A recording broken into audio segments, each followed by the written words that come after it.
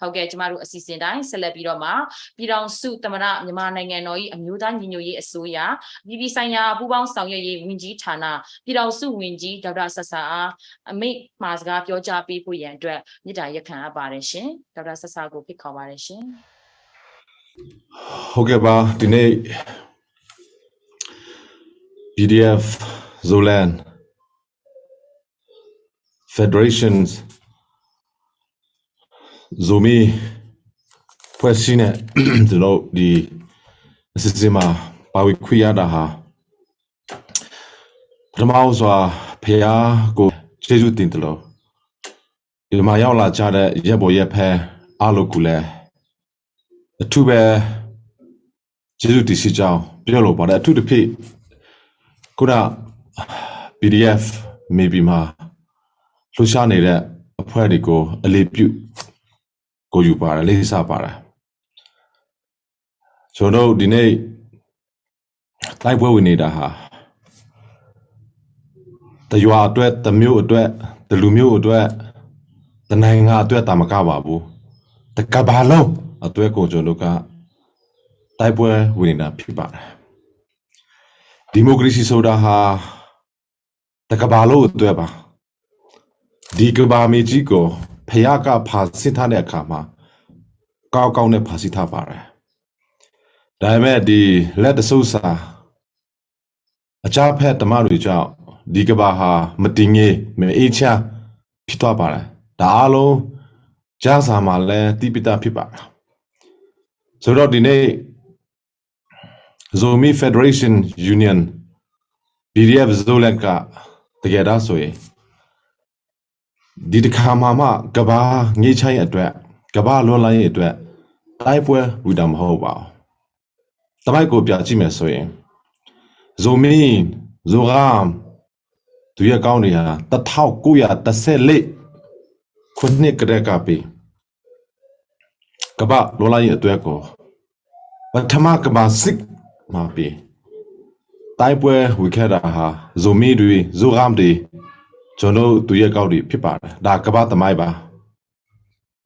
The Pega Biome Sudo, Jonoha, Kaba the Maimata, ye kede, Lumuri Pipa. Kaba the Maiko, ye kede Lurigo, Kusuile, Miama the Maiko, Gulegan, ye Puyatwe, Payaka, Jonoko Kotana, Pipa. Tamo Beda ha, Tamaika, Tamo Beda, Tamaka Bene, Tadi, Payaka Beda, Tamo Pipa. Tajamalo, Payaka Beda Tamo go, Tasso de Akama. Tamaika Beda Tamo go, Tasso de Akama, Kunalobo. Tati Shishine, Disa Shishine, Shika Shishine Lone Jaraha, Jono Bioine Bole, da Sita Mahale, Disa, no? Tati Sudane, Didim, Doza Suda, Akoloka, deep in it. Dahale Dozan P. Tati Siame. Didim P. Disa Siame so that Jonodoye, Sampo, to Kuka Elo, Sinida Gule, Jono, Chin, Bidu de Yaunine. Elo Yuji Tajao, Elo Pine Jagole, Jono, Taka the Lele, Twinia, Dagule, Biolopara. Dudia Chen and Nekado, Jonodoha. Drone Suraka, Jono, di Dolai Sati Grekane Biro, Biokene. O Piaga Bede Yubayu Lulezno, Nalepare, Jono Yujibare. Jono Lila Kere, Jono Dicade Dronka, the Gedasui, vertically take off. Tete apotete, Tualo Yare, Puro, the Pekka horizontally ne, my pound Maya Jogo, Twakere. O Arabi vertically bole, Tetene, 200 to automatically ne silo yare. No naine so you don't naiba o Sinaina Senai Tico, Piatalo yare, Dronko legend. The Gelomia di Ajape Sikos Honica, Ana Ribari Dilo, yes, a table so you do. Chipinema, the Geras, a Droka, Piata, Piketa, Jalavi. Piata Piketa, Daime Jonoka da Si Matupo dom Hobabu. Edi Chiduka Chanodolo Nedaka, the Geras so you do, Lutasis and a Tautai Mabo. နဲ့ဒီကာကွယ်ဆေးတွေကိုတည်ယူပို့ဆောင်ဖို့ရအတွက်ကျွန်တော်လုပ်ခဲ့ပါတယ်အဲ့ဒါကကျွန်တော်တို့မိုင်ပေါင်း900ကျော်သွားနိုင်ပြီးတော့သူ့ဟာနဲ့သူပေါ့နော်ပါလေနိုင်ပေါင်း30နီးပါးကိုသူ့ဟာနဲ့သူသွားနိုင်တယ် hybrid နဲ့သွားတယ် take off အခါမှာတော့ဒါဟာbattery ကိုတုတ်တယ်မှန်တယ်ဒါပေမဲ့လည်းhorizontal နဲ့သွားတော့မယ်ဆိုရင်တော့ engine ကိုပြောက်လိုက်တယ် automatically engine ကိုပြောက်ပြီးတော့အဲ့လိုနဲ့10နာရီလောက်သူဟာနဲ့သူပြသလို့ရတယ်ပြောချင်တာတော့အဲ့ဒီ drone တွေက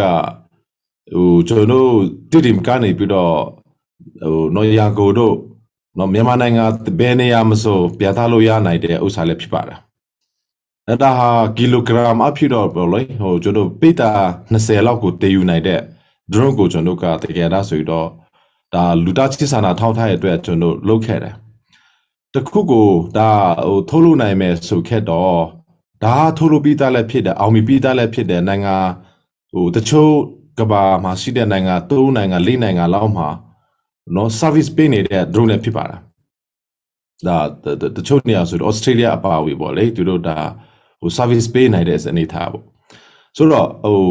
အဲ့ဒီဥစ္စာကပိတာ20လောက်တည်ယူနိုင်တယ်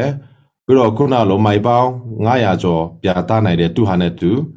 ပြီးတော့အဲ့ဒီကျွန်တော် service delivery ကိုလုပ်ပြီးတဲ့အခါမှာသူဟာနဲ့သူပြလာနိုင်တယ်ပြသွားနိုင်တယ်အဲ့လိုနဲ့ပေါ့လေ vertically take off ဖြစ်တယ် vertically landing ဖြစ်တယ်ဆိုတော့ပြောချင်တာကကျွန်တော်တို့ဒီအခုဆိုတော့ကျွန်တော်စီးကိုပြောနေတာပေါ့ဒါပေမဲ့လည်းအဲ့ဒီဥစ္စာကတခုကျွန်တော်ထုတ်လုပ်နိုင်ဖို့ကအမေရိကန်ဒေါ်လာ2သိန်းလောက်လုပ်တယ်ဆိုတာကျွန်တော်အဖီတိထားပါတယ်အားလို့ပေါ့လေ agent ကအစကိုလို့ကအစမိုင်ပေါင်း900ကျော်သွားနိုင်တယ်ခုနလိုပိတာ20လောက်ကိုတည်ယူနိုင်တယ်ခုနလို10နိုင်မိုင်သူဟာနဲ့သူ10နိုင်လောက်ကိုပြသလို့ရတယ်ကောက်ကင်မှာပေါ့ဆိုတော့ဒါက0ကြည့်တယ်ဒါပေမဲ့အဲ့ဒီအကြောက်ကိုဒီနေ့ကျွန်တော်ပြောနေတာမဟုတ်ပါဘူးဒီနေ့ကျွန်တော်ပြောနေတာဒီကျွန်တော်တို့ခုနလို Zoland ကနေပြီးတော့ drone production ကိုလုပ်မယ်ဆိုတာကိုကျွန်တော်ကအလေးပြုချီလို့ပါနော်ဒါကျွန်တော်တို့ production ဆိုတဲ့အခါမှာခုနလိုပေါ့စစ်ကောင်စီကအကြောင်းစုက drone ဖြစ်တယ်သူတို့မအိမ်နိုင်တော့ဘူးသူစီပြောရမယ်ဆိုရင်ကောက်နဲ့မပြောတော့ဘူးဆိုတာကျွန်တော်သိတယ်သူတို့ဟာနဲ့သူတို့လည်းသိပါတယ်အခုဆိုတော့တနေရာပြီးတနေရာသူတို့လည်းပြောက်ပြီးတော့အဲ့လိုနေရတယ်ဆိုတာလည်းကျွန်တော်သိပါတယ်ဆိုတော့သူတို့အဲ့လိုနော်အဲ့လိုတကယ်သူတို့ကဒါသူတို့ရဲ့ညာဆိုရင်နဲ့ PDF Zoland ရဲ့ညာဆိုရင်ကနှိုင်းလို့မရတာကိုလည်းဒါတက်ပြပါတယ်ဆိုတော့ made in Zoland drone ဆိုတာကကျွန်တော်ကိုယူပါတယ်ဒါလည်းအခုနအစကကျွန်တော်ပြောနေတာတော့ made in other country ပေါ့လေအခုနဥစ္စာက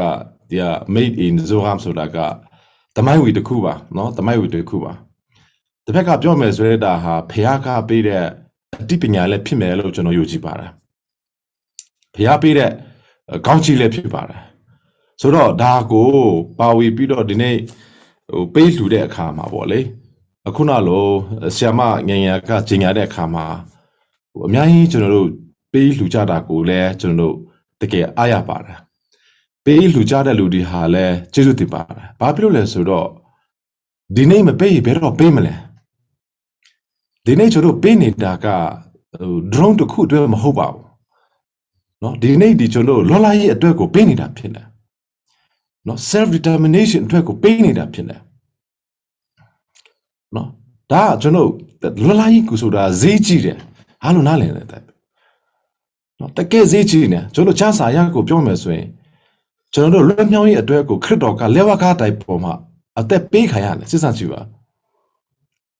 ဒါတကယ်ပြောတာအဲ့လိုဖြစ်နေတာလွန်လိုင်းဆိုတာဘလောက်အထိဈေးကြီးတယ်လဲပေါ့ကျွန်တော်တို့အပြစ်ကနေလွတ်မြောက်ဖို့အတွက်ပေါ့လေ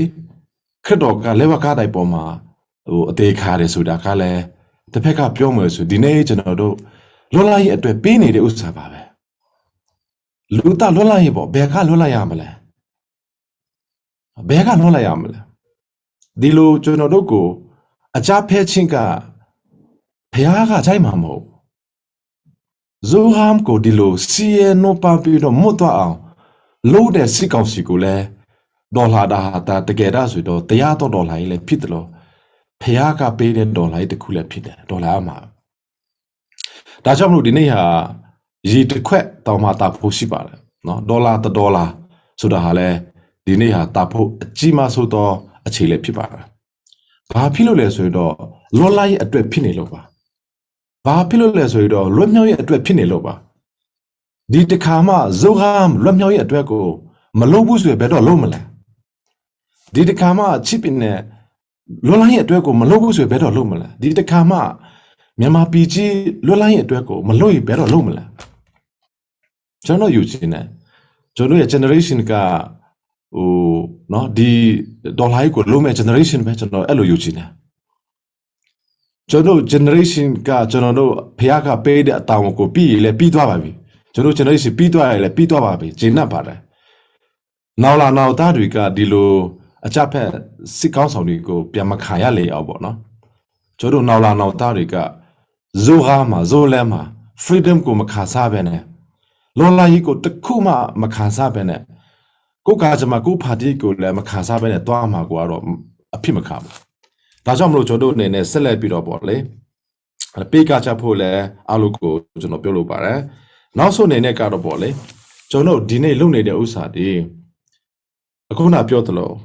Jono Matea Chinko, no? Dollar Pirotea Chinko, Jono Loma Pipara.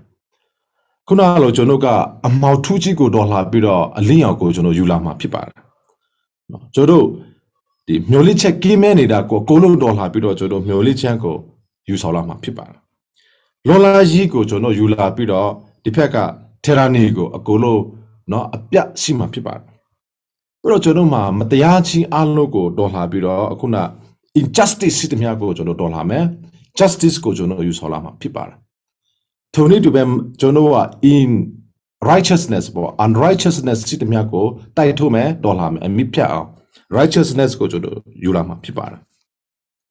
Di sikausi go jono aja pet sikausi go mi pya chimu pi de akama jono sel le biro Myama Naing ma lu myu mu yue Bata me yue, Tainta me yue. Allo attract Myama Nainga Chico, Fendre democracy Nainga Apine, Jodo at Tisauta Pipare. Zoram go le Jodoha, go Gachama go party de Zoram go Jono, Tisautama Pipare. A quay piwa yasi de Zoram. Go Gachama go party quisi de Zoram. Dago Jono a celebrity Tisautama Pipare. The amount to sit them young alogo, a lean jodo asa totoma pipara. Matayachi sit them young alogo, mi piapido jono, the yachingo, Zurama jono, Yulama pipara. Tony to bear, delay jodo, peace. We will replace violence with peace. We will replace poverty with prosperity. We will replace injustice with justice. We will replace unrighteousness with righteousness. Above all, we will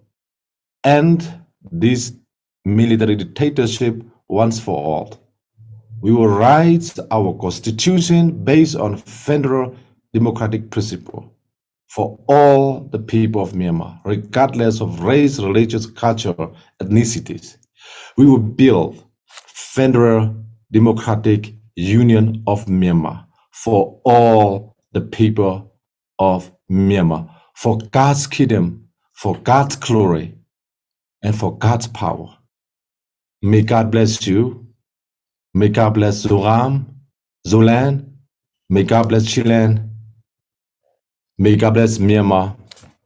Yedopo Aunibi Pipara. Hello, Jesuba. Jesus Demare, Winji.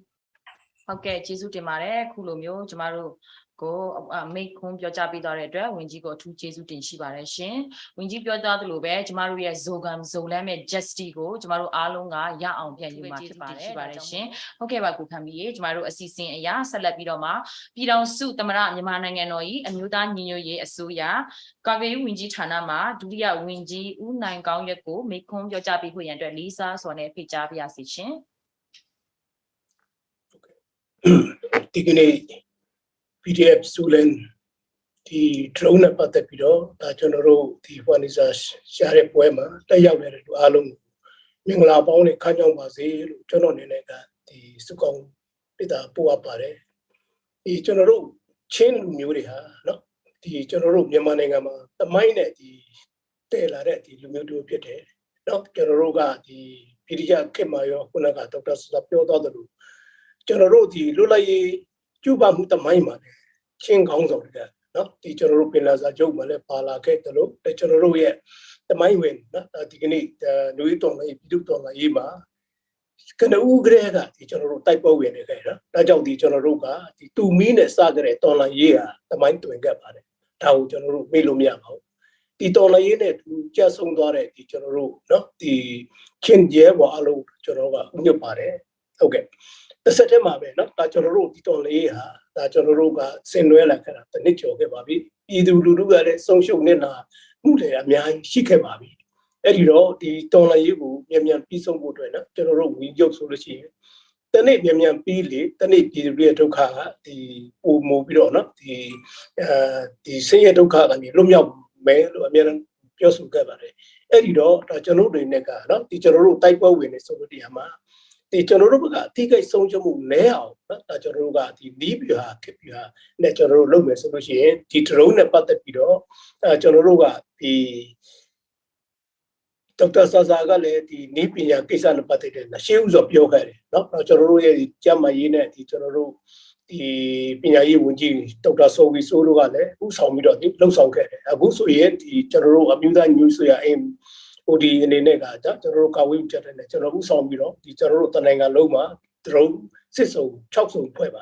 Every point in Yama, so Nicarona, that general Tigini champion, and the general Kabocha fan, the general Makuita Ima, the Chidder Trajal, the general got the PDF Zoland got it, that general the so Nema when I point of what people, the appointed general Chase Pido, now the bounce of the 9 mirror, that general let the top bang with the Pira Mare, that Jorone chase up looked up to Ware. Now the great Piadore video clip by solution that Joroga drone yet, the Joroga on a helicopter lieutenant, Marty Ruta drone, chicken drone chipare. Now the second Marty, put you to Tamu Portrait, Unaga Dr. Pioda the road, a drone, the Joroga, Tignis or Nezon of the Tom Europe Shibare. Now the Joroga Marty Ruta, not of Westman, not who got the Vitoria, Vitos Ragati, General the Madiruta and Westman bound up the two appeal and Malu. The third and next way to a hybrid program solution, the Madiruta, the town like that. For Yalushi, the Westman's on the Yamian to Piandome, Piandome solution, a wage piano, kilo and say kilo tongue with the night, that's a road top woman and Luyare. Now the Yanuya, the MP land bone. Let's say kilo Jechan, I may say, Umudo, that Joroga, Pia County, Bony Pite, Eddie Joroga, Amiaji,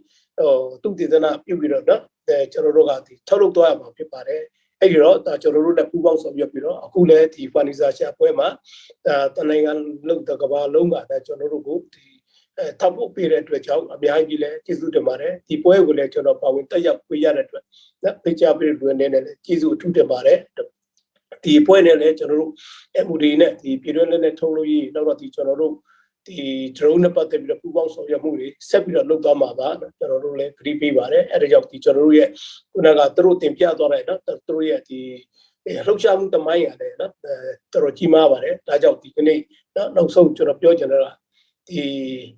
Idu Tola Eg, Aung Wet Sena Putaka, Raja Petre Mukisi, the Pungana Tuame. Now the Shema, that's a road nanga, each and I you don't zoom so that the bomb unit, but Retamro, GTA, Chanaroga, Pantibiro, Chanaruati, Nangan, Pirong Zoom Nanga, Kabamane, but Renanga, so American Dolo, Iniado, Tau Aprigado, the Chanaro, the Jamni Dolo, Ponzamu, age and Jana through day 9 machine. Generally, Palum Nayama, the Palum is out the great Ranga, a Chambesic of the job, the Chash only at the Pinawai. She is doing with Zergalena, Kamagma Pipida, Tiganis, Twitch on their Kama, Tao Jonoroga, Piru, Kazi Kanyare, Tau Amianzo, Blumia Putaka, Jonoroga, တင်းထန်ကြိုးစားပြီးတော့เนาะကျွန်တော်တို့ကကျွန်တော်ထပ်ပြီးပြောချင်တာကဒီ mind ထုတ်လို့ရတဲ့လုပ်ပါကိုယ့်ကိုကာကွယ်ဖို့ရရန်သူကိုကျွန်တော်တိုက်ခိုက်ဖို့ရတော့ drone ကတော့เนาะမဖြစ်မနေเนาะပုံပြတိုးတက်အောင်ကျိုးပန်းဆောင်ရွက်ပြီးတော့ဒီ research and development ကိုဒါကျွန်တော်တို့ကဒီပြုလုပ်ပြီးတော့အကောင်းဆုံးဖြစ်အောင်ကျိုးပန်းဆောင်ရွက်ကြပါစို့လို့ကျွန်တော်လည်းတိုက်တွန်းရင်းနဲ့เนาะဒီကုန်းချုပ်ပါတဲ့အရေးတော်ပုံအောင်ဟုတ်ကဲ့ကျေးဇူးတင်ပါတယ်ဝင်ကြီးခုလိုမိတ်ခွန်းစကားပြောကြားပေးသွားတဲ့အတွက်ဒုဝင်ကြီးနိုင်ကောင်းရက်ကိုအထူးပဲကျေးဇူးတင်ရှိပါတယ်ရှင်ဟုတ်ကဲ့ရှင်ရကျမတို့ပြည်ထောင်စုသမ္မတမြန်မာနိုင်ငံတော်အမျိုးသားညီညွတ်ရေးအစိုးရအမျိုးသမီးလူငယ်နှင့်ကလေးသူငယ်ရေးဝင်ကြီးဌာနမှဒုဝင်ကြီးဒေါ်ဤတင်ဆောင်မောင်အားမိတ်ခွန်းပြောကြားပေးပါရန်လေးစွာစွာပန်ကြားပါတယ်ရှင်ဖိတ်ခေါ်ပေးတဲ့အတွက်ကျေးဇူးပါဆရာဆဆာကိုဆရာနိုင်ကောင်းရကိုကျန်တဲ့သူတွေအားလုံးကိုမင်္ဂလာပါပြီးတော့မှဒီကျမတို့ရဲ့ live stream မှာကြည့်နေတဲ့သူတွေအားလုံးလည်းမင်္ဂလာပါလို့ကျမနဲ့နှုတ်ဆက်ပြစီပေါ့နော်ကြည်စင်တေချာစင်စားရတော့မြို့သမီးလူငယ်ဌာနကလေးသူငယ်ကြီးကကျမတို့ကတော့ဒီဝန်ဆောင်မှုလူတို့ကိုပို့ပြီးတော့မှဝန်ဆောင်မှုပေးတဲ့အပိုင်းကိုပို့ပြီးတော့မှလုပ်တယ်ပေါ့နော်ကာကွယ်ရေးနဲ့ဘယ်လိုသက်ဆိုင်လဲပေါ့လို့တွေးဒီချာလေးပြန်တွေးကြည့်ရင်တော့မနှော့ဆိုင်ပါတယ်ဘာလို့လဲဆိုတော့တော်လန်ရေးဖြစ်နေတဲ့ခါကြတော့ပေါ့နော်တာမန်အခြေအနေလည်းမဟုတ်ဘူးလေကျမတို့ကတော်လန်ရေးဖြစ်နေတဲ့ခါကြတော့ကိုနိုင်တဲ့တာဝန်ထမ်းရတာပေါ့နော်ပြီးတော့ဒီဒုဝင်ကြီးတို့ဆိုတာလေအမှန်တော့နာမည်တစ်ခုပါပဲဒီချိန်မှာဘာမှထွေထူးလည်းရှိမနေဘူးပေါ့နော်ထွေထူးရှိသွားတာဆိုလို့ကျမတို့ပိုပြီးပြလာတဲ့တာဝန်တွေပဲပို့ရှိတာအကယ်၍ဒီတော်လန်ရေးကတာသစုံတရားချွတ်ချော်ထားခဲ့သည်ရှိပေါ့နော်အကယ်၍များပေါ့နော်ဒါကိုပိုပြီးတောင်တာဝန်ပိုပြီးပြစီတယ်ပေါ့နော်ဆိုတော့ဒီချိန်မှာ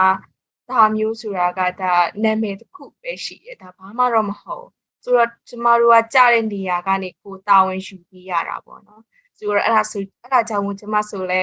fundraising တွေကိုပို့ပြီးတော့မှများလုပ်ပြီးဖြစ်တယ်ဘာလို့လဲဆိုတော့ကျမတို့ကပြည်တွင်းစစ်တော်လန်စစ်ပေါ့နော်တော်လန်စစ်ကိုဆင်နွှဲနေတဲ့အချိန်ကာလဖြစ်တဲ့ခါကျတော့တော်တော်များရှုထောင့်ပေါင်းစုံနေရာပေါင်းစုံကလူတွေလေအဲ့နဲ့တပြိုင်နက်တည်းပဲကျမတို့ကဒီပညာရေးကျန်းမာရေးတွေကိုဆောင်ရွက်နေတဲ့အနေထားဆိုတဲ့ခါကျတော့ပညာရေးကျန်းမာရေးဘက်ကပိုင်းကလည်းအများကြီးလို့တော့အဖွဲ့အစည်းပေါင်းစုံကလည်းfundraising ပေါင်းစုံလုပ်ကြတယ်ပေါ့နော်အဲ့အတွက်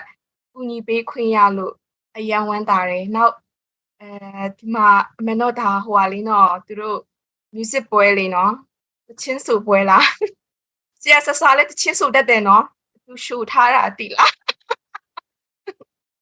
သူရှို့ထားတာသိလားသူmusic ပွဲဆိုကျမဘာပြောမလဲကျမစကားတော့အများကြီးတိတ်မပြောတော့ဘူးဘာလို့ဆို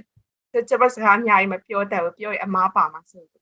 တိတ်အများတော့မပြောတော့ဘူးပေါ့နော်ဒါပေမဲ့ကျမလည်း music ပွဲဆိုတော့ fundraising များရအောင်လို့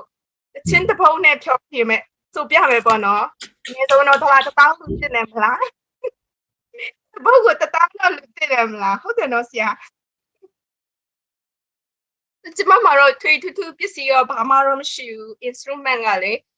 ဒီ ukulele ပဲရှိရသူကဒီကကျမ April လလောက်တုန်းက fundraising တစ်ခုလုပ်ဖို့ဆိုပြီးတော့မှအလူခံထားတာပေါ့နော်ဒါဒီပေါ်မှာရှိတဲ့ပကြီးတွေအားလုံးကမျိုးတော်လိုင်းရေးမှာဖြစ်ပျက်ခဲ့တဲ့အကြောင်းအရာတွေအားလုံးကိုလူငယ်လေးတယောက်ကဆွဲထားတာဆိုတော့အဲ့လူငယ်လေးအောင်မှအခုကြံခဲ့တဲ့ရက်ပိုင်းတုန်းကအဖမ်းခံလိုက်ရတယ်ပေါ့တော်တော်ကျမတို့တော်တော်လေးစိတ်မကောင်းသူ့ရဲ့ fundraising လေးတောင်ကျမမလုပ်ပေးလိုက်ရတယ်သူကဖန်ခံလိုက်ရတယ်ပေါ့ဆိုတော့ဒါလောဆယ်ကတော့သူ့ကိုဂုဏ်ပြုတဲ့အနေနဲ့လည်းပါမှာပေါ့နော်နောက်တစ်ခုကတော့ဒီ fundraising ပွဲကိုကတက်နိုင်တဲ့ဘက်ကနေအားဖြည့်ထားလဲပါတာပေါ့နော်ဆိုတော့ချစ်နားထောင်ပြီးရင်တော့များလူကြပါပေါ့နော်ဆိုအခုကဒီမှာခုရှိရသူအဆူတော်ဒီပါတဲ့ခါကျတော့နော်အဲ့လောက်တော့ကျမကောင်းနိုင်မှာမဟုတ်ဘူးနော်ကြည့်ပြီးပြောတာ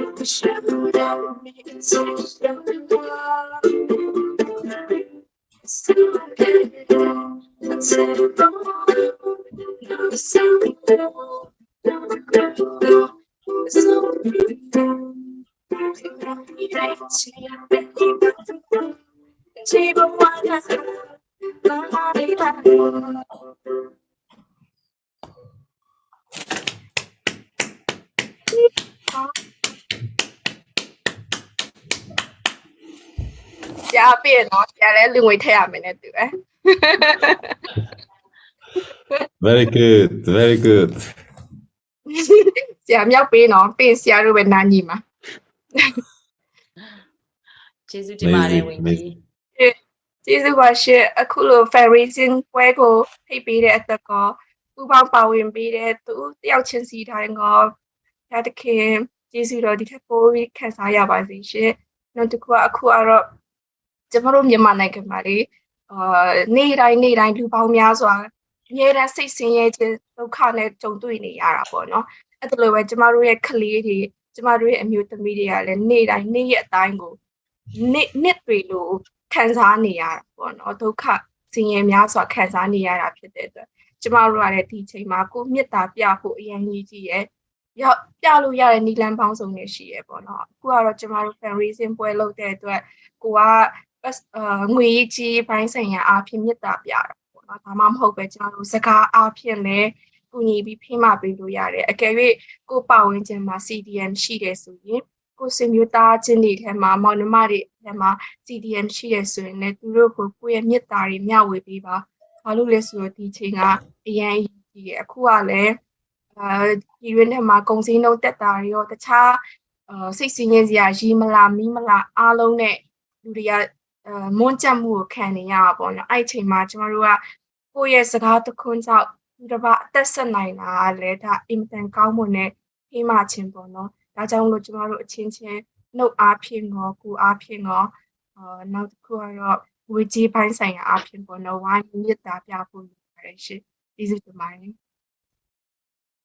ကဲပါဝင်ကြီးကျေးဇူးတင်ပါတယ်ရှင်အခုလိုမျိုးကျမတို့ကိုအားပေးစကားပြောကြရုံနဲ့မကဘူးပေါ့နော်တချင်းလေးနဲ့ပါအားပေးပြီးတော့မှကျမတို့ကိုဖြည်းဖြည်းပေးတော့တဲ့အထူးပဲကျေးဇူးတင်ရှိပါတယ်ကျမတို့ရဲ့ဝင်ကြီးတွေကအင်တာမအားကိုရတဲ့အပြင်အမှုပညာပိုင်းမှာလည်းဒေါက်တာဆဆာတို့အစားကျွမ်းကျင်တဲ့အတွက်ကြောင့်မို့လို့ကျမတို့ပြည်သူတွေနဲ့ပို့ပြီးတော့မှရှစ်ခင်တန်ဖိုးထားရပါတယ်ရှင်ကျေးဇူးတင်ပါတယ်ဆက်လက်ပြီးတော့မှဒေါက်တာဆဆာအနေနဲ့ကျမတို့စကားလေးတစ်ခုလောက်ပြန်လဲပြီးတော့မှမိခွန်းလေးပြောကြပေးပါအောင်လို့ဖိတ်ခေါ်ပြစေရှင်ဝင်ကြီးရဲ့ Thank you Doctor thank you ပါ ဟုတ်ကဲ့ပါကျွန်တော်တို့ခုနပြောသလိုဒီတော်လှန်ရေးလို့ဆိုပေမဲ့လည်းဒီတော်လှန်ရေးဟာတကယ်သားဆိုတော့ကျွန်တော်တို့ခိအတွက်တာမကကျွန်တော်တို့တားစီဆက်နောက်လာနောက်တာအလုပ်ဒီလို yes chin chachu chin a cha pechin ko lowa not the car ပြန်မရီဆိုင်ရလေအောင်ဆိုပြီးတော့ဒီနေ့ဒီတိုက်ပွဲကိုဆင်နွှဲနေတာဖြစ်တယ်။တစ်ဖက်ကပြောမယ်ဆိုရင်ယူကရိန်းပြည်သူလူထုနဲ့မြန်မာပြည်သူလူထုဟာဒီမိုကရေစီအတွက်လွတ်လပ်ရေးအတွက်ကိုဒီတိုက်ပွဲကိုဝင်နေတာဖြစ်ပါတယ်။ကျွန်တော်တို့ဒီမိုကရေစီလို့ပြောတဲ့အခါမှာဒါတိရိမှာဖြစ်ပေမဲ့လဲဒုဇာမှာဖြစ်ပေမဲ့လဲဇိုလန်မှာဖြစ်ပေမဲ့လဲဒါတကဘာလို့အတွက်ဖြစ်တယ်ကဘာလူသားအားလို့အတွက်ဖြစ်တယ်ဆိုတော့ကိုယူကြပါသူတို့နဲ့ကျွန်တော်တို့ကွာခြားချက်ကတော့သူတို့ကအကြက်ဖက်တာမင်းညလောက်တာဒီနေ့လောက်တာဒါမကဘူးနှစ်ပေါက်60ကျော်အကြက်ဖက်လာနှစ်ပေါက်60ကျော်မြန်မာပြည်သူလူထုကိုစီရင်ချစ်တမိကိုကြွေငါမိုးချစ်ကိုကြွေရက်ဆက်ချစ်ကိုတမိလိုလာကြွေဒီချိန်မှာကျွန်တော်တို့ generation နဲ့တို့ရည်ဆိုင်ရတော့နော်တို့တိပါတယ်ကျွန်တော်ပြောမယ်ဆိုတော့ဒီဒေါ်လာကြီးက3ညခနဲ့စတယ်0ခနဲ့စတယ်အခုကျွန်တော်ကဘယ်နေရာမှာလဲဆိုရင်တန်းကနာကိုရောက်နေပြီသူတို့ကနော်တေးကနာအောင်မှာကြာသွားပြီအဲ့ဒါလဲပြည်သူလူထုအလို့အတိဖြစ်တယ်လို့စစ်ကောင်ဆောင်တွေကအတိဆိုဖြစ်ပါဆိုဒီနေ့ရှင်းလို့ချင်းလို့ပြောတဲ့အခါမှာပေါ့လေကျွန်တော်တို့ချစ်ပြည်နယ်မှာဆိုရင်ဒိုဇာတီရင်ဖလမ်ဟာခါထန်တလာမတူပီပလဲဝနော်ကမ်ပလက်မီဒတ်ခုနကျွန်တော်အလို့တီးတဲ့အတိုင်းပဲအခုဆိုကျွန်တော်ဒူမီကနေပြီးတော့သူတို့ကိုနော်ဒေါ်လာခက်ဒူမီကနေပြီးတော့တစ်နှစ်အတွင်းမှာ drone အစ်စ်ကိုရောက်သွားတယ်ဆိုတာ wow ဒူမီကနေပြီးတော့ drone ဒါတစ်နှစ်အတွင်းနော်သူတို့ကနှစ်ပေါက်60ကျော်PC ခက်တယ်လောက်ခက်တယ်ဆိုတော့ကျွန်တော်ဒူမီကနေပြီးတော့ဒီဖက်နော်ဒီ drone အထစ်ကိုကျွန်တော်ရောက်နေတာဟာလဲ praise the lord ပေါ့ကွာ praise the lord တကယ်ပါ praise the lord ကျေးဇူးတော်ပဲသူတို့အချမ်းဖဲခွာနဲ့တွားတယ်ဒါပေမဲ့ကျွန်တော်ကတော့မေတ္တာခွာနဲ့တွားတယ်သူတို့ကမျိုးလေးချက်ကင်းမဲ့တဲ့နေရာကနေပြီးတော့လာတာဖြစ်တယ်ကျွန်တော်ကမျိုးလေးချက်အပြည့်ဝနဲ့နေရာကနေလာတဲ့လူမျိုးတွေဖြစ်တယ်ကျွန်တော်နဲ့သူတို့ကြားကွာခြားချက်ကအများကြီးရှိတယ်ဒီနေ့ပေါ့လေဒီလိုစီလို့ချင်းတွေနော်ဒီလိုမေတ္တာတရားတွေဒီလိုနော်တရားချင်းတွေကိုပြတ်သားတဲ့အားလုံးပေါ်မှာလဲနော်ဘုရားရှင်ကောက်ကြည့်ပေးပါစေကြောင်းလဲဆုမကောက်တောက်ပါတာအခုနပေးလူကြတဲ့လူတွေဟာလဲပြောမယ်ဆိုရင်တော့ခုနလိုပေါ့လေစီးလို့ပေးတာဆိုတာမဟုတ်ပါဘူးယုံကြည်လို့ပေးတာဖြစ်ပါလားနော်စီးပြီးတော့ပေးတယ်ဆိုတာထက်ပေါ့လေကျွန်တော်ကြားစာမှာဆိုလဲရှိပါတယ်အဲ့မှာမိုးဆိုမာကနော်သူ့မှာရှိတယ်မြအလှငွေကိုနော်ပေးတယ်ဆိုတာတွေကျွန်တော်တွေ့ရတာတစ်ဖက်ကပြောမယ်ဆိုရင်တော့စီးလို့ပေးတယ်ဆိုတာထက်ယုံကြည်ချစ်ကြောက်ပေးတယ်ဆိုတာဟာကျွန်တော်ဖြစ်ပါတယ်ဆိုတော့ကျွန်တော်လည်းဒီအမေရိကန်တို့ယူရိုပတိုင်းတို့ဩစတြေးလျတိုင်းတို့ဒီနော်အာဖရိကတိုင်းအပါအဝင်ပေါ့လေကျွန်တော်ခင်းတော်များများတွားခဲ့တယ်ကျွန်တော်လူမျိုးတွေကဘလောက်အထိအလုပ်ကိုကြိုးစားတယ်လဲဆိုရင်ညမှာတောင်မှမအေးပဲနဲ့အလုပ်ကိုသွားတဲ့လူတွေအများကြီးတွေ့တယ်အခုလိုကိုချွေးကိုတွေးထက်ကရတဲ့ပတ်စံကိုဒေါ်လာကြီးအတွက်ပေးတယ်ဆိုတာကတကယ်ဒါဆိုရင်တော့ဒါဒေါ်လာကြီးအတွက်ပေးတယ်ဆိုတာထက်နော်မြန်မာနိုင်ငံရဲ့အနာဂတ်လွတ်လပ်ရေးအတွက်ပေးတယ်ကျွန်တော်လွတ်လပ်ရေးအတွက်ပေးတယ်ကျွန်တော်ဒီမိုကရေစီရေးအတွက်ပေးတယ်ကိုကကြမှာကိုဖန်တီးအတွက်ပေးတယ်ဆိုတဲ့ဥစ္စာကပိုရည်ကြည်တယ်ဆိုတော့ကျွန်တော်ဘာတွေကိုတွေ့ရတယ်လဲဆိုရင်ကျွန်တော်တို့ဒီ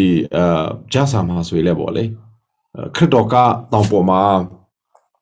နော်အဲ့မှာလူ9000စားစရာမရှိတော့ဘူးဖြစ်သွားတယ်တနေ့ကျရင်အဲ့ဒီလူ9000ကတကယ်သားဆိုရင်ဟိုအရွယ်ရောက်တဲ့လူတွေပဲပေါ်ပြတာဖြစ်တယ်အဲ့မှာကလေးပါတယ်လို့ကလေးတွေကိုသူတို့မတွေ့ဘူးအရွယ်ရောက်တဲ့ယောက်ျားတွေကိုပဲသူတို့ရည်တွဲတဲ့အခါမှာ9000ကျော်တယ်အဲ့ဒီ9000ထက်မှာသူတို့စားစရာမရှိတော့ဘူးဘာရှိတယ်လဲဆိုရင်ပေါင်မှုငါးနှစ်ကောင်နဲ့ပေါင်မှုငါးချက်ပဲရှိတယ်အဲ့ဒါကိုလာပေးကတဲ့အခါမှာခရတော်ကကောင်းချီးပေးတဲ့အခါမှာ multiply လုပ်ပြီးတော့အခုဆိုရင်အဲ့ဒီချိန်မှာနော်အဲ့ဒီလူ9000ငါးနှစ်ကောင်နဲ့ပေါင်မှုငါးချက်ကအဲ့လိုလူ9000ကျော်ပေါ့နော်ကလေးနဲ့အမျိုးတပြအဲ့လိုတွဲမယ်ဆိုရင်အတွက်စားစရာဖြစ်လာတယ်ဆိုတာကျွန်တော်ကြားစာမှာတွေ့ရပါတယ်ဒီနေ့အဲ့ဒီလိုပါပဲကျွန်တော်ယုံကြည်ပါတယ်ဒီနေ့ကျွန်တော်တို့မိတ်ဆွေတို့အားလုံးပေးကားတဲ့ဥစ္စာတွေအားလုံးဒီကောင်းချီးပေးတော့ဖခင်ကကောင်းချီးပေးပြီးတော့ဒါကို multiplication အမြောက်အမြတ်ဖြစ်လာမယ်လို့ကျွန်တော်ယုံကြည်ပါတယ်ဘာဖြစ်လို့ဆိုတော့ဒါမြို့စိတ်ကျက်တယ်လို့ဖြစ်ပါတယ်ဒီလိုကျွန်တော်တို့လောလာရေးတွေဆိုတာဒီမိုကရေစီအရေးတွေဆိုတာတွေကျွန်တော်တို့ဒီလူအခွင့်အရေးတွေဆိုတာတွေအခုနဒီကိုကကြမှာကိုပါတီဆိုတာဒီကတစ်ဖက်ကပြောမယ်ဆိုရင်တော့လူသားတိုင်းမှာနော်ထိုက်တာတဲ့ဖခင်ကပေးထားတဲ့ဥစ္စာဖြစ်တယ်ဒီလောလာရေးတွေဒီကိုကကြမှာကိုပါတီတွေကတကယ်တော့ဆိုရင်တော့အကြဖက်စစ်ကောင်စီမှာတွားတောက်ရမယ်ဥစ္စာမဟုတ်ဘူးကျွန်တော်တို့မှာစီပီတာပါစီပီတာကိုသူတို့ကလက်နဲ့ကိုအားကိုပြီးတော့လာတဲ့ယူတဲ့အခါကျတော့ကျွန်တော်တို့ဟာဒါကိုကျွန်တော်တို့ပြတိုက်နေတာဖြစ်ပါတယ်ဒါကြောင့်မလို့ဒါအတွက်ကိုပေးကကြတဲ့ပြည်သူလူထုအားလုံးဟာလဲကျွန်တော်ဆုတောင်းပါတယ်အားလုံးကိုအစ30ပေါ့အစ60အစ100မကဘုရားသခင်အတိတ်တဖာကောင်းချီးပေးပါစေကြောင်းနဲ့ဒီပေးကချီးဆိုတာဟာကြားစာမှာလဲကျွန်တော်တို့အလဲပဟုတ်မှာပါပါတယ်ပေးကချီးဆိုတာခရစ်တော်ကိုယ်တိုင်ကလုပ်တဲ့ဥစ္စာဖြစ်ပါတယ်ခရစ်တော်ကိုယ်တိုင်ကဘာပြောတယ်လဲဆိုရင်အကြီးမားဆုံးသောမေတ္တာဟာတဲ့အကြီးမားဆုံးသောမေတ္တာဒီသူတပါအတွက်ကိုကိုယ့်အသက်ကိုပေးကချီးမဟုတ်ဘူးလားဆိုပြီးတော့မေးကြထားတာကိုတွေ့ရပါတယ်ဒီနေ့ PDF တွေဒီနေ့တိုင်းသားဒေါ်လာတွေအားလုံးနဲ့အခုန Chilean Defense Force နဲ့အကုန်လုံးကိုကြည့်မယ်ဆိုရင်ကိုယ့်အသက်ကိုနိုင်ငံလွတ်လာရေးကိုယ့်အသက်ကိုသူတပအတွက်ပေးကားနေကြတဲ့နော်ကျွန်တော်တို့ရဲ့သူရဲ့အကောင့်တွေကျွန်တော်တို့ရဲ့တစ်ဖက်ကပြောအာဇာနည်တွေဖြစ်တယ်ဒါလည်းခရစ်တော်ကိုယ်တိုင်ကမေးတယ်သူတပအတွက်အသက်ပေးကားခြင်းတဲ့အကြီးမားဆုံးသောမေတ္တာဖြစ်တယ်ဆိုတာကိုကျွန်တော်ကြားစာမှာတွေ့ရတယ်ဒါကြောင့်မလို့မေဘီပေါ်မှာအခုန PDF တွေ CDF တွေတိုက်တာလည်းနဲ့ကြိုင်တွေဒေါ်လာရင်းစီနွဲနေတဲ့ကျွန်တော်တို့ရက်ပေါ်ရက်ဖက်တွေအာဇာနည်တွေကဒါလုပ်နေတယ်တစ်ချိန်ထက်မှပြီးမေဘီပေါ်မှာလုပ်နေတဲ့သူတွေနဲ့အတူပေါ့လေထတူထမျှနိုင်ငံတိုင်းကနေပြီးတော့ပါဝေကြတယ်ဆိုတာဟာလဲကျွန်တော်ခရစ်တော်မေးကြထားတဲ့အမှုတော်မှာပဲအားလုံးကသူတပအတွက်နိုင်ငံအတွက်လူမျိုးအတွက်လွတ်မြောက်ရေးကိုလုံးနေကြတယ်ဆိုတာဖြစ်တဲ့အတွက်ကြောင့်အယောင်စီတိုင်းကိုလည်းဒီထက်မကဘုရားတခင်ကောင်းချီးပေးပါစေကြောင်းအားလုံးကိုလည်းနော်ဒီလောကပေးတဲ့ဥစ္စာမဟုတ်ပဲနဲ့ကောင်းကီကပေးတဲ့မြေတဲ့ချင်းတွေမျိုးလစ်ချင်းတွေ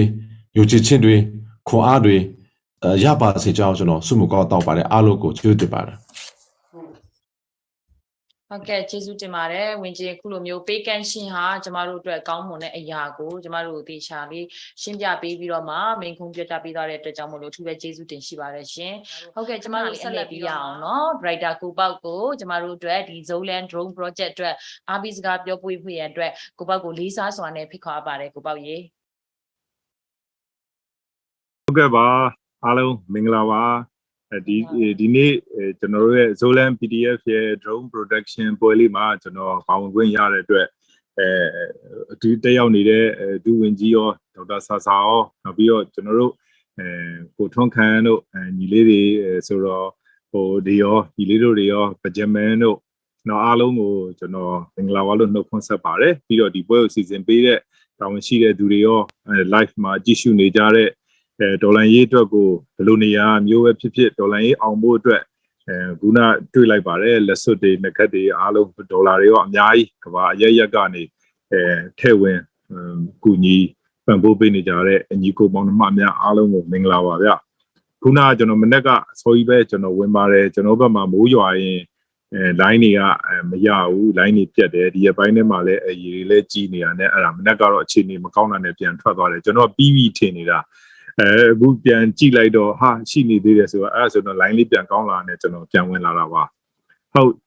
ဒီနေ့စီစဉ်လေးမှာဒီ drone Zoland PDF ရဲ့ drone production ကလက်ရှိခုနပထမတစ်ခေါက်တော့ရဲဘော်တွေpresentation တွေတင်ပြသွားတာရောမြေပြင်ရဲ့ commander ညီငယ်လေးတွေရှင်းပြသွားတာတွေရောတွေ့ရမြင်ရတာကျွန်တော်အလွန်ကိုပဲကျွန်တော်ဘယ်လို comment အတက်မိပါတယ်ဂုံလဲဂုံယူပါတယ်တကယ်တော့ဒေါ်လန်ရေးရဲ့အစမှာတကယ်ကိုပဲမောင်းပြန်နေကိုတူမီတွေနဲ့တကယ်ရွရွချွန်ချွန်နဲ့ဟိုတကယ်တတိကောင်းကောင်းပြောင်မြောက်စွာနဲ့တိုက်ပွဲဝင်ခဲ့တဲ့ဒီချင်းပြည်နယ်ချင်းဒေသတိုင်းရင်းသားတွေကကျွန်တော်နှလုံးသားထဲမှာဘယ်တော့မှမမေ့နိုင်တဲ့သူရဲကောင်းတွေအဖြစ်ကျွန်တော်တို့ယင်ထဲမှာဆွဆွမြဲမြဲရှိနေပါတယ်ဆိုတာလေးကျွန်တော်ပြောချင်ပါတယ်ပြောရတော့ဒီဒေါ်လာရေးအမှတ်တရလေးပြောရတော့ဒီဒေါ်လာရေးအာနာမသိမ့်ခင်ရှေ့မှာကျွန်တော်တို့ဘာရှိလဲကျွန်တော်ကိုဗစ်ဖြစ်တယ်ပေါ့နော်အဲ့တော့ကျွန်တော်ရဲ့ချင်းပြည်နယ်ဟာဒီကျွန်တော်ရဲ့ဗမာပြည်ထဲမှာနောက်ဆုံးရောက်ခဲ့တဲ့အာနာမသိမ့်ခင်မှာနောက်ဆုံးရောက်ခဲ့တဲ့ပြည်နယ်လို့ပြောလို့ရတယ်ဘာလဲဆိုတော့ကျွန်တော်ကရုပ်ရှင်ရိုက်ကျွန်တော်ရဲ့လက်ရှိကိုဗစ်မဖြစ်ခင်မှာကျွန်တော်ရုပ်ရှင်ရိုက်တယ်ပေါ့နော်အဲ့ဒါကအပြူရောင်ညဆိုတဲ့ရုပ်ရှင်ဒီကမ်ဘက်လက်မတူပီမင်းတက်ပေါ့နော်အဲ့ဘက်မှာအဲ့ဘက်နဲ့နောက်ပြီးတော့ရောစောဂန်ကောပေါ့အဲ့မှာရိုက်တဲ့ရုပ်ရှင်မှာအဲ့တော့ကျွန်တော်ဒီကမ်ဘက်လက်မတူပီဒီဘက်ကိုလည်းမင်းတက်ဘက်ကိုလည်းကျွန်တော်ရောက်တယ်အဲ့ဘက်မှာ location တွေကြည့်တယ်အဲ့ကဒေသခံတိုင်းသား guide တွေအဲ့ကဒေသခံလူကြီးတွေနဲ့လည်းတွေ့ပြီးတော့ကျွန်တော်ဒီနမတောင်ပေါ်လဲတက်ပေါ့တောင်စလက်ပန်းတွေလဲတပုတ်ရိုက်ပေါ့ဒီလိုမျိုးတွေနဲ့လှုပ်ခဲ့ပြီးတော့ကျွန်တော်ရုပ်ရှင်ရိုက်နေတော့မှပဲကိုဗစ်ဖြစ်တော့ကျွန်တော်တို့ကဂန်ကောကနေကျွန်တော်ဗမာပြည်ရန်ကုန်ကိုပြန်ရတယ်ပေါ့နော်ကိုဗစ်ဖြစ်လို့မျိုးတွေပိတ်သွားရင်ဝင်လို့မရဘူးဘာညာတွေနဲ့ဖြစ်တော့ကျွန်တော်တို့ကပြန်ရင်းနဲ့ဒါကိုဗစ်နဲ့ပိတ်မိပြီးတော့ကိုဗစ်ထဲမှာပဲကျွန်တော်တို့ဘာလုံးမလုပ်နိုင်တော့ဘဲနဲ့ရှိတယ်ပြီးလဲပြီးတော့အာနာသိမ်းသွားတယ်ပေါ့နော်ပြောရရင်တော့ဒါအာနာမသိမ်းခင်အခြေအနေမှာကျွန်တော်ရဲ့ဘယ်လိုခေါ်မလဲခီးစဉ်ပေါ့အမှုပညာလောက်ရခီးစဉ်မှာဒါချင်းပြည်နယ်ကကျွန်တော်ရဲ့အမှတ်တရပြည်နယ်တစ်ခုအနေနဲ့ရှိခဲ့သလိုဒေါ်လာရေးရဲ့တံပြန်တိုက်စစ်တွေကိုကြည့်တဲ့အခါမှာလည်းချင်းတိုင်းရင်းသားတွေရဲ့တူမီနဲ့အန်တူပြီးတော့ဒါပြန်လဲတိုက်ခတ်ခဲ့တဲ့တိုက်ပွဲတွေအများကြီးတွေ့ရပါတယ်အဲ့အတွက်လဲတကယ်မှတ်မှတ်ရလဲရှိသလိုဂုံလဲဂုံယူတဲ့လေးစားပါတယ်ဗျကျွန်တော်တို့တွေကလေဟိုပေါ့လက်ရှိအခြေအနေမှာဒေါ်လာရေးရဲ့နှစ်တိုင်းတာလည်းနှစ်နှစ်နောက်ကတ်လာပြီပေါ့နော်ကတ်လာပြီချုံမှာအခြေအနေတွေအများကြီးလဲပြောင်းလဲလာခဲ့ပြီအားလုံးလဲတည်ပြီးသားပါတည်ပြီးသားလေးကိုပဲကျွန်တော်ထပ်ပြီးတော့နည်းနည်းလောက်ကျွန်တော်ပြောချင်ပါတယ်ဘာလဲဆိုတော့ကျွန်တော်တို့အရင်တုန်းက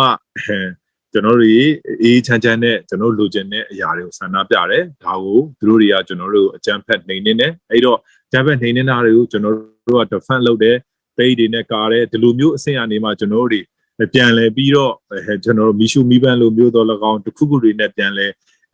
ကာကွယ်ခဲ့ကြရတာပေါ့နော်ကိုယ့်အသက်တွေကိုဟိုပေါ့မထိခိုက်ဖို့တဲ့အဲ့ကနေမှတစ်ဆင့်ဘလို့မှမဖြစ်တော့ဘူးဆိုတဲ့အချိန်မှာလက်နက်ကင်တဲ့လမ်းစဉ်ကိုရွေးပြီးတော့တကယ်တော်တဲ့တောင်တွေအကုန်လုံးလွတ်မြောက်နေမြေတွေမှာ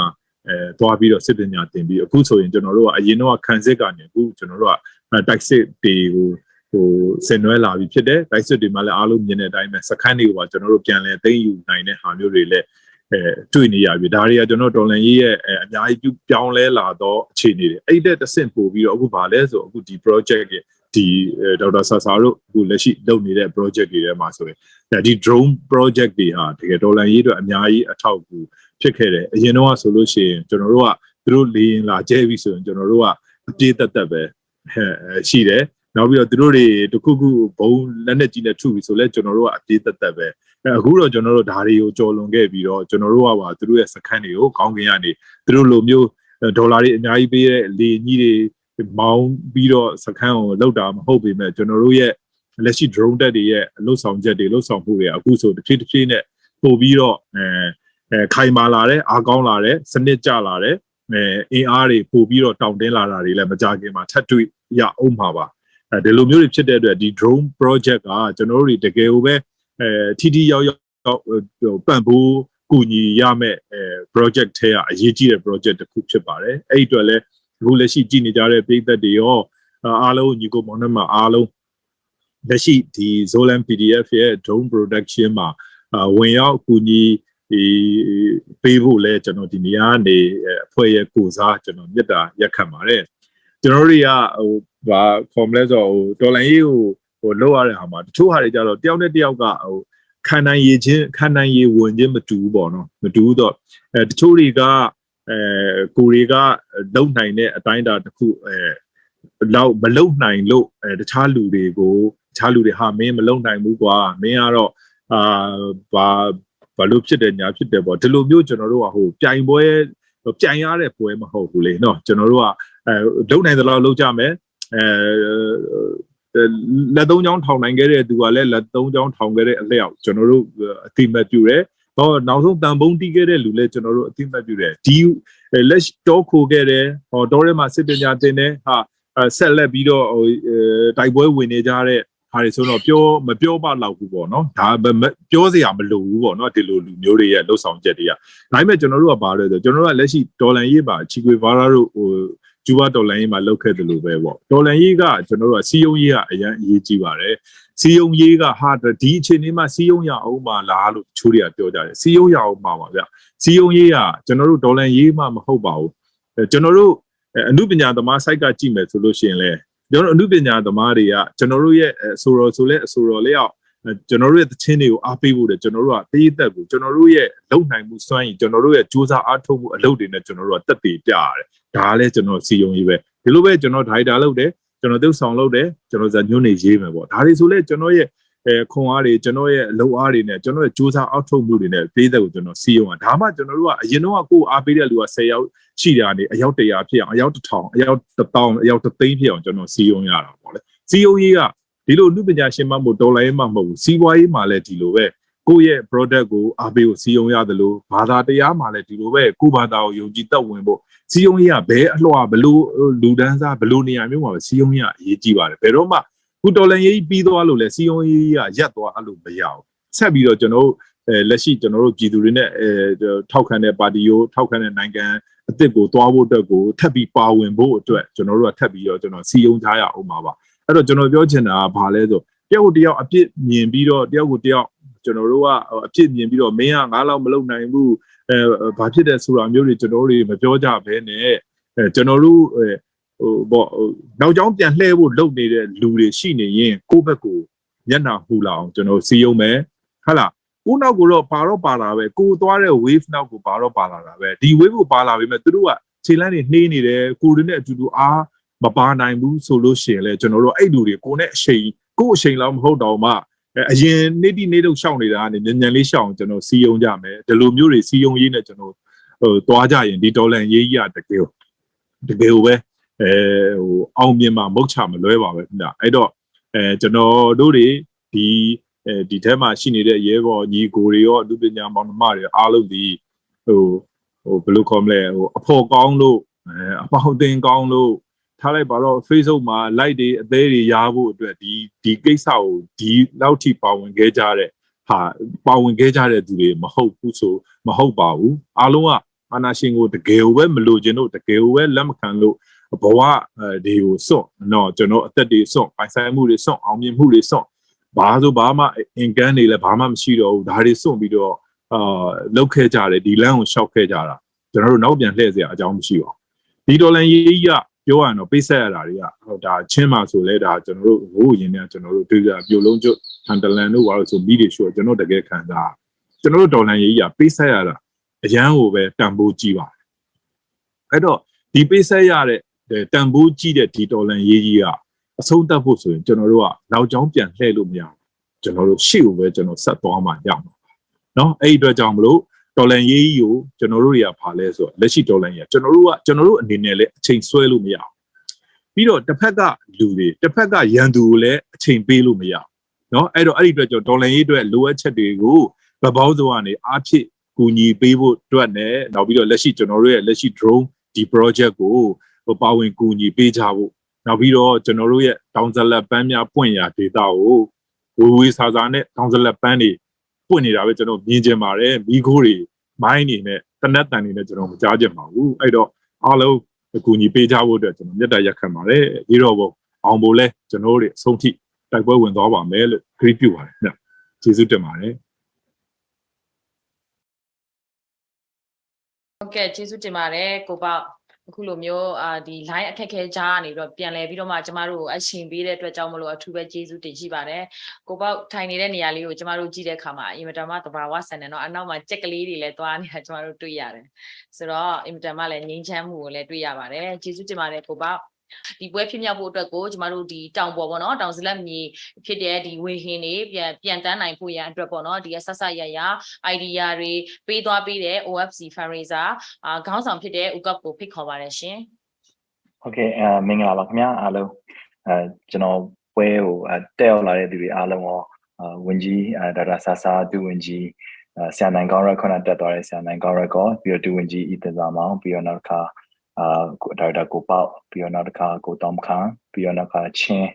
guy from ချင်းပြီးတော့နောက်တစ်ခါ golden king တို့ဒီဒီတရင်မှုပေါ့နော်သူတို့အားလုံးကိုအဲ့ဒီပြင်ကို Zoland TV ပြီးတော့တခြား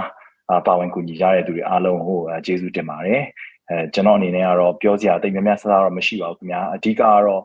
ဒီစီယုံမှုပေါ့နော်တိုင်းသားတွေရဲ့စီယုံမှုပြီးတော့အဲ့ဒီပြင်ကို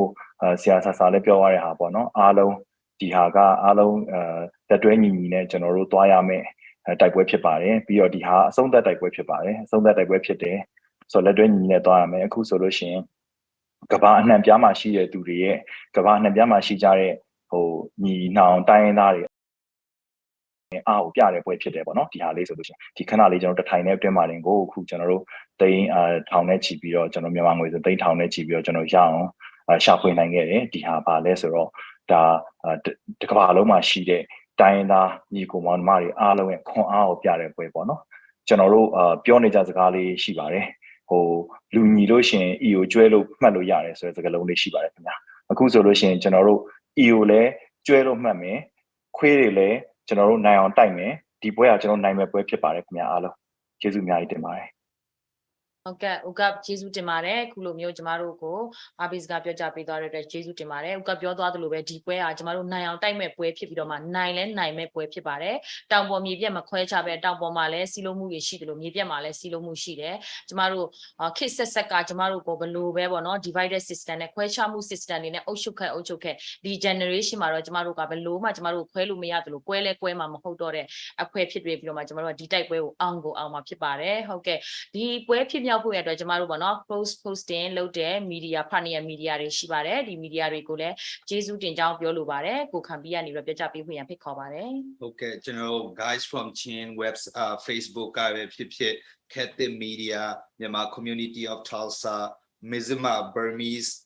News Burmese D-Day Channel yeah CRPH OFP fundraising program yeahပြီးတော့ကျွန်တော်တို့ NUG ရဲ့ Public Voice TV ရဲ့ DVB TV News ပြီးတော့